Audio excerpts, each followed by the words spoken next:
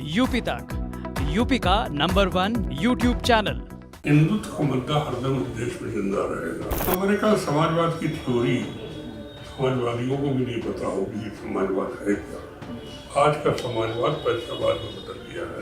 Party की नीतियां अंदर पसंद नहीं होती। कोई पार्टी ऐसी नहीं है जिसमें हर व्यक्ति पार्टी की सब नीतियों को पसंद है।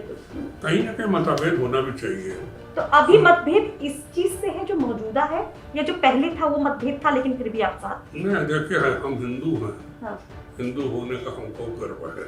अच्छा। और इस देश को हिंदू को देश देंगे, इसके लिए मैं कहीं पीछे नहीं हटूंगा। अगर वो चीजें नहीं सोचेंगे तो हिंदू के सामने इसके अलावा और कोई रास्ता नहीं है।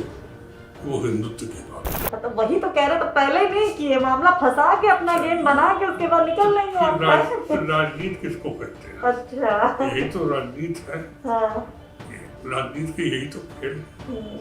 किसी ने सोचा था कि उपाध्यक्ष नितिन पंजे जी जिंदा होते तो इस देश में हिंदुत्व अपने आप खड़ा होता। संजय जी के बारे में कहा जाता। राजीव भी राजनीति में नए आए थे, जब तक वो समझ पाते तब तक उनका दुर्भाग्य था। नमस्कार, आप देख रहे हैं यूपी तक और आपके साथ मैं हूं सुषमा। गंगा यात्रा हरदोई पहुंची है, तो जब हरदोई की सियासत की बात होती है तो एक नाम सबसे पहले आता है, नरेश अग्रवाल, जो तमाम दलों में रहे, हर किसी की सियासत को उन्होंने बहुत करीब से देखा और इस समय बीजेपी के साथ है। और एक बड़ा खेल भी हुआ। अभी आपको याद होगा कि विधानसभा में डिप्टी स्पीकर पद के इलेक्शन को लेकर क्या कुछ हुआ। उनके बेटे यहाँ पर एक विधानसभा सीट, जो यहाँ की सदर की सीट है, वहां से विधायक हैं और ये विरासत इन्होंने अपने बेटे को थमाई और खुद राज्यसभा पर इनकी नजर गड़ी रही। तो आज उन्हीं से बात करते हैं, क्योंकि अब चुनावी मोड़ है, कुछ दिन बाकी है। तो अग्रवाल साहब, क्या मूड चल रहा है हरदोई का? मेरे ख्याल पूरी हरदोई भाजपा में जाएगी। अच्छा। फिर हमारे रहते हुए अगर हरदोई भाजपा में न हुई तो समझूंगा राजनीति में कहीं कमी हमारे अंदर। अच्छा। ये हरदोई को उतनी सेवा नहीं कर पाए जितनी सेवा करना चाहिए। आपको क्या लगता है कि वाकई में ये हिंदुत्व वाला मुद्दा है यहाँ पर? हिंदुत्व का मुद्दा हरदम इस देश में जिंदा रहेगा, क्योंकि जिस तरीके से हिंदुस्तान के करीब इस्लामीकरण है और जिस तरह हिंदुओं को मारा जा रहा, पाकिस्तान से करीब करीब सब चले गए, अफगानिस्तान से भी सारा हिंदू चला आया, बांग्लादेश में भी हिंदुओं के ऊपर जो अत्याचार हो रहे हैं, तो हिंदू के पास हिंदुस्तान के अलावा बचा क्या, कहाँ रहे? तो हिंदू का तो मुद्दा रहेगा।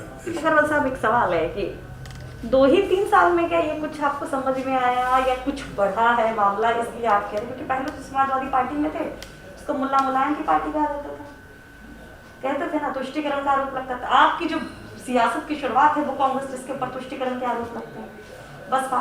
सडनली 2-3 साल में मतलब आपको ये समस्या देखने लगी कि हिंदुओं के ऊपर अत्याचार हो रहा है, या ये वाकई में इतना बड़ा मुद्दा बन गया है, जितनी दिक्कतें हो गई हैं? देखिए, मैं समझता हूँ राजनीतिक दलों के आने के बाद ये तुष्टिकरण ज्यादा दिखाई दिया और ज्यादा खुल के हुआ।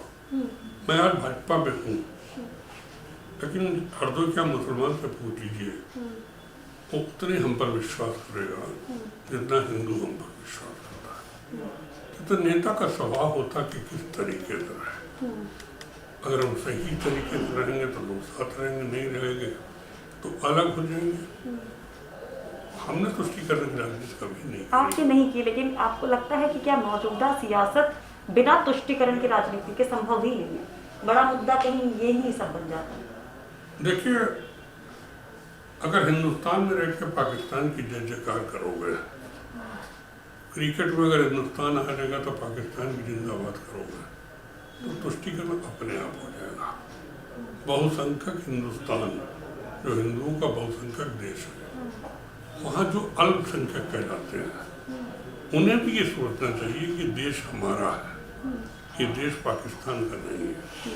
अगर वो चीज़ें नहीं सोचेंगे तो हिंदू के सामने इसके अलावा और कोई रास्ता नहीं है। वो हिंदुत्व की बात है। लेकिन ये जो आपके बयान है ना, ये थोड़े से शॉकिंग मुझे इसलिए लग रहे हैं। आपके आइडल मुलायम सिंह यादव, हर चुनाव में मुलायम सिंह यादव का वो 92 वाला जो दौर था वो जरूर याद कराया जाता है, 90 के दशक में बातें जो मामला था उसको। तो अगर वो आइडियल हैं तो कैसे ये बातें, मतलब कैसे इन चीज़ों को लोग स्वीकार करें कि देखिए- आप क्या कहना चाहते हैं, आपकी खुद क्या सोच है इसको? देखिए, बहुत से पार्टी की नीतियां अंदर पसंद नहीं होती। कोई पार्टी ऐसी नहीं है जिसमें हर व्यक्ति पार्टी की सब नीतियों को पसंद करता है। बिल्कुल बिल्कुल। कहीं ना कहीं मतभेद होना भी चाहिए। तो अभी मतभेद इस चीज से है जो मौजूदा है, या जो पहले था वो मतभेद था लेकिन फिर भी आप साथ? नहीं, देखिए, हम हिंदू हैं। हाँ। हिंदू होने का हमको गर्व है अच्छा। और इस देश को हिंदू का देश रहने देंगे, इसके लिए मैं कहीं पीछे नहीं हटूंगा। मुसलमान भी अपने भाई हैं, अगर वो खुल के हिंदुस्तान के पक्ष में रहेंगे तो कंधे से कंधा मिला के तो चलेंगे। समाजवाद से आप हिंदुत्व तक आ गए हैं? हमारे ख्याल समाजवाद की थ्योरी समाजवादियों को भी नहीं पता होगी कि समाजवाद है क्या। आज का समाजवाद पैसावाद में बदल गया है, तो अब वो समाजवाद शब्द निकाल दीजिए, खत्म है। अच्छा, अब एक और सवाल, जब क्योंकि बहुत इंटरेस्टिंग लग रहा है आपसे बात करना, तो ये जो तुष्टिकरण का आरोप कांग्रेस पे या बाकी समाजवादी पार्टी पे इन पे लगता रहा है, आपको लगता है कि ऐसा था या है? मतलब आप बीजेपी के नेता होंगे, इस हिसाब से मत बोलिएगा, आप लंबे समय तक उस पार्टी में भी रहे हैं, तो क्या वाकई में ऐसा था वहां पर? उन दोनों ही दलों की बात कर रही हूँ। देखिए, जनता के सामने कोई ये सोचे कि बंद कमरे में हम जो करें वो जनता को पता नहीं चलेगा, ये बड़ी गलतफहमी होती है। कांग्रेस में इंदिरा जी का जमाना भी हमने देखा, उनके साथ भी रहे। बिल्कुल, हाँ। संजय गांधी के साथ भी, संजय जी के भी साथ रहे। संजय जी के ऊपर तो आरोप लगता था कि मुसलमान विरोधी हैं, और आज भी लोग कहते हैं अगर संजय जी जिंदा होते तो इस देश में हिंदू तो अपने आप खड़ा होता। ये संजय जी के बारे में कहा जाता है। राजीव भी राजनीति में नए आए थे, जब तक कुछ समझ पाते तब तक उनका एसोसिएशन हो गया, दुर्भाग्य था ये। और उसके बाद जो कांग्रेस की लीडरशिप आई, जो लीडर बने वो थोड़े थोड़े हिस्से के माने के थे और पूरे देश के माने के नहीं थे, तो उन्होंने इस तुष्टीकरण को आगे बढ़ाया। अच्छा। और वो जातिवाद को आगे लेके बढ़े और उस चीज को जो क्षेत्रीय दल थे उन्होंने नंगा रूप उसका कर दिया। तो जैसा किया वैसा होगा। अगर हमारे अंदर भावना अच्छी होगी तो जनता अच्छी समझेगी, अगर हमारे अंदर भावना बुरी होगी, अब अगर हम मुसलमान विरोधी हैं तो कहीं ना कहीं भावना बुरी परिलक्षित हो जाएगी। तो जो कांग्रेस ने किया उनका स्वरूप कांग्रेस के सामने आ गया, जो सपा ने किया बसपा ने किया, सब कुछ सामने दिखाई दे रहा है। मौजूदा जो वो लीडरशिप है कांग्रेस की, खासतौर पर प्रियंका गांधी का जिक्र बहुत हो रहा है, बहुत एक्टिव है, मतलब विपक्ष में अगर सबसे तो कोई तेज तर्रार दिखाई दिया तो प्रियंका। क्या कुछ उनके लिए पॉजिटिव है आपके मन में कि हाँ वो बेहतर हैं, कुछ अच्छा कर ले जाएंगे? देखिए, अब मैं तो प्रियंका तो हमारी भतीजी के समान हूँ, राजीव जी के साथ हम लोग थे। अब वो बेटी है, लड़की है, बहुत ज्यादा। राहुल गांधी का तो खूब मजाक उड़ा चुके हैं आप। हमने उनका भी ज्यादा मजाक नहीं उड़ाया। अच्छा। हम मजाक उड़ाने में विश्वास करते हैं, लेकिन वो लोग अगर राजनीति के ट्रेनिंग कैंप पे हैं तो मेरी शुभकामनाएं उनके साथ है। अच्छा, ये ट्रेनिंग कैंप है? ट्रेनिंग कैंप है। वैसे उत्तर प्रदेश में अब कांग्रेस पूर्णतः समाप्त हो चुकी है, तो मैं कहूँगा उनकी मेहनत रंग नहीं लाएगी। ट्रेनिंग में कामयाब हो जाए तो भी मेहनत ही रंग लाना ही होगा। ये तो राजनीति में कब क्या हो जाए, हाँ। राजनीति में तो अचंभा होता है, और असंभव शब्द राजनीति में है नहीं। भतीजी को आशीर्वाद देंगे?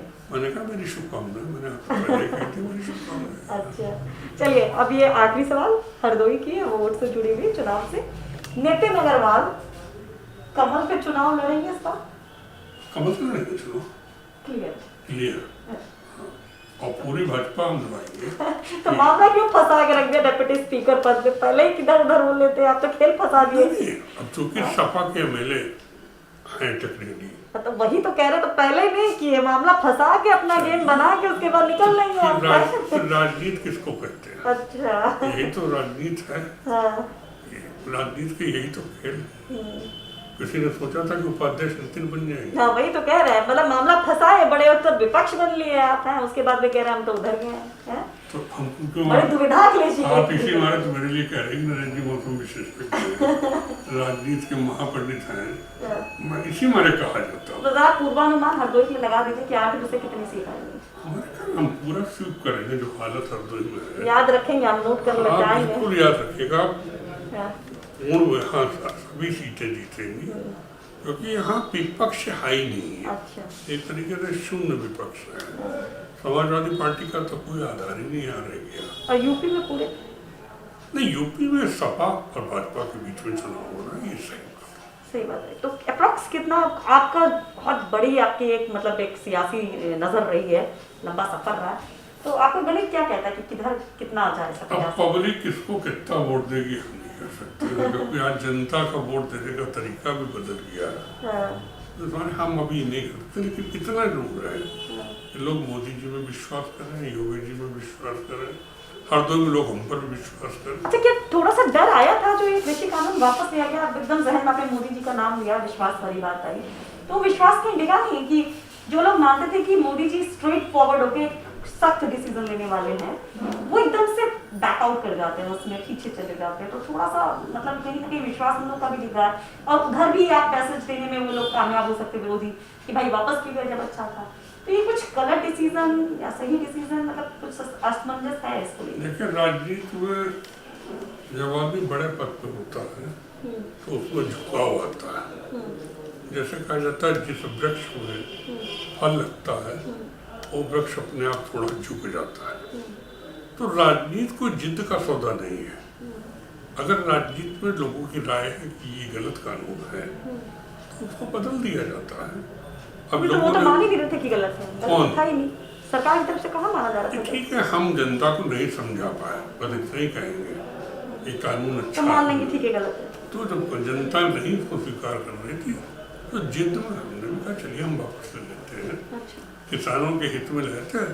अगर किसानों को गलत फहमी तो वापस राजनीति में जिद कभी नहीं करनी चाहिए मेरा। वोट का सोच लेना चाहिए। नहीं, हम जनता के लिए राजनीति कर रहे हैं। नहीं, अगर कड़वी दवा है तो दवा तो पिलाएंगे ना। बच्चा अगर जिद कर रहा तो भी आपको दवा अगर ये फायदा कर रही है तो आप बच्चे को 2 चबाक लगा के पिलाएंगे दवाई ना, छोड़ दी ना दे देंगे, छोड़ो भैया नहीं पी रहा तो नहीं, बुखार बचा तो तपे, ऐसा तो नहीं करेंगे ना।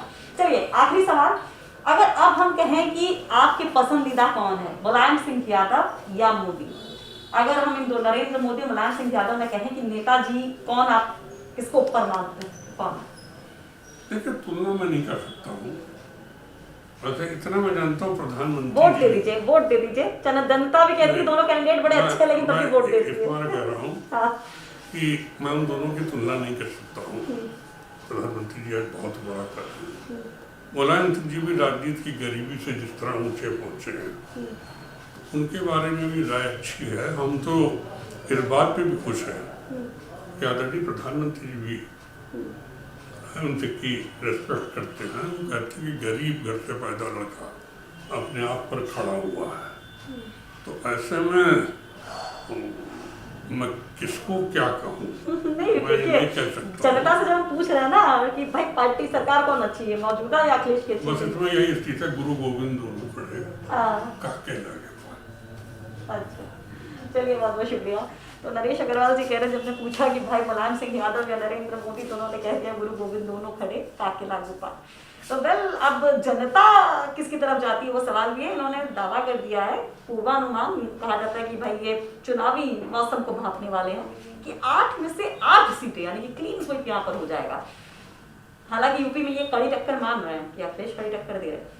जनादेश जब आएगा तो तस्वीर साफ हो जाएगी, लेकिन यहाँ पर जो खास बातचीत थी अग्रवाल जी के साथ वो उम्मीद करते हैं आपको पसंद आई होगी। आगे देखते हैं कि इनके और कितने सारे सियासी समीकरण बनाते दिखाई देते हैं या बिगाड़ते दिखाई देते हैं। हर एक अपडेट आप तक पहुंचाते रहेंगे और साथ साथ जनता का मूड क्या है वो भी बताते रहेंगे। देखते रहिए यूपी तक।